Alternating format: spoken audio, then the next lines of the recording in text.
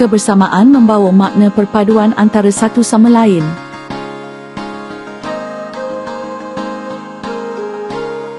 Kebersamaan di sekolah dapat memupuk sifat kasih sayang antara guru dan murid.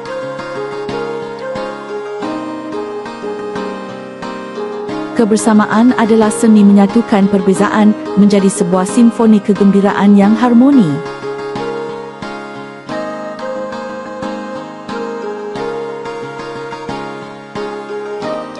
Kebersamaan bukan sahaja melahirkan kegembiraan, malahan menyatu padukan kita semua.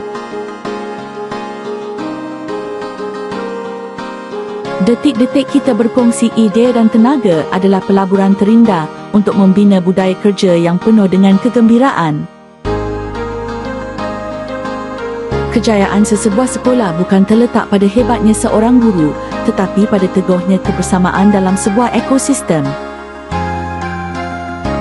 Kebersamaan guru dan murid adalah satu simfoni, guru sebagai pengatur nada dan murid sebagai melodi yang menghidupkan suasana. Pendidikan menjadi lebih bermakna apabila guru dan murid berjalan seiringan, saling menghargai dalam setiap langkah menuju kejayaan. Ilmu mungkin datang dari buku, tetapi inspirasi lahir daripada kebersamaan dan kasih sayang antara guru dan anak didik.